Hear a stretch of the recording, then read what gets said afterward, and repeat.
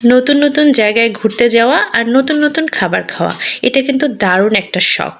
আর এই শখটা যাদের আছে তারা অবশ্যই এই ব্যাপারগুলো অনেক বেশি শৌখিন। এক একজন মানুষের শখ কিন্তু এক এক রকম। আসসালামু আলাইকুম, আশা করছি সবাই অনেক অনেক ভালো আছেন। আর চমৎকার একটা ছোট্ট ব্লগ নিয়ে আসলাম। এটা কিন্তু কিছুদিন আগের ভিডিও, এত ভিডিও জমা হয়ে আছে, একটু ব্লগ আকারে দিব সেটার সময় হয়ে উঠছে না, একটা একটা করে দিতেই থাকবো। এই রেস্টুরেন্টটায় এবার 3বারের মতো গিয়েছি। এটার কারণও আছে। অনেকেই আছেন ময়মনসিংহে গেলে ভালো রেস্টুরেন্টের খোঁজ চান, যে কোথায় খাবারটা ভালো হবে, পরিবেশটা খুব সুন্দর হবে, খাবার যেমন ভালো হবে, আশপাশ যে পরিবেশটা থাকবে সেটা অনেক চমৎকার হবে।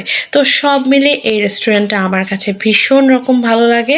তাদের একদম প্রবেশদ্বার থেকে শুরু করে ভেতরের যে বড় করে ডেকোরেশন করা সবকিছুই আমার কিন্তু ভালো লাগে। আর একটা ব্যাপার হচ্ছে, যত সুন্দর ডেকোরেশন হোক না কেন, যদি খাবার ভালো না হয় তাহলে কিন্তু ডেকোরেশন দিয়ে কোনো লাভ নেই। খাবারের মান যদি ভালো হয় তখন কিন্তু ডেকোরেশনটাও চোখে পড়ে, তাই না বলেন? আমার তো তাই মনে হয়। আমরা কিন্তু বাসাতেও সামুদ্রিক মাছ খাই, তো আমার কাছে মনে হয় সামুদ্রিক মাছটা বাসার চাইতে রেস্টুরেন্টে খেতেই বেশি ভালো লাগে। তো আমি একটা সামুদ্রিক মাছের ফিশ ফ্রাই অর্ডার করেছিলাম অ্যাপিটাইজার হিসেবে। খুবই চমৎকার লেগেছে। ওদের যে মেয়োনিজটা দিয়েছে, সসটা দিয়েছে, সেটা দিয়ে খেতে অনেক ভালো লেগেছে।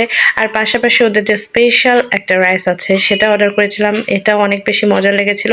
2জন মিলে একদম খাওয়া সম্ভব হয় না, আর সেটা আবার দেখা যায় যে অনেকগুলো থেকেই যায়। আর পাশাপাশি চিংড়ি খাওয়ার খুব ইচ্ছে ছিল, যে চিংড়ির একটা কারি খাবো। সবগুলো খাবার অনেক বেশি ভালো ছিল। তো এখন আসি এই রেস্টুরেন্টের নাম কি। এই রেস্টুরেন্টের নাম হচ্ছে স্টার কুইজিন। তবে খাবারের দামটাও কিন্তু অন্যদের তুলনায় একটু হলেও বেশি। এটা কিন্তু কোনো রিভিউ ব্লগ না, কারণ হচ্ছে যে আমিও যেমন কোথাও গেলে বেস্ট খাবারটা কোথায় পাওয়া যায়, ভালো খাবারটা কোথায় পাওয়া যায় এটা খুঁজি, ঠিক তেমনই আমার মতো অনেকেই আছেন যারা খোঁজেন। তাদের জন্য এই ভিডিওটা অবশ্যই অনেক বেশি উপকারে আসবে। আল্লাহ হাফেজ।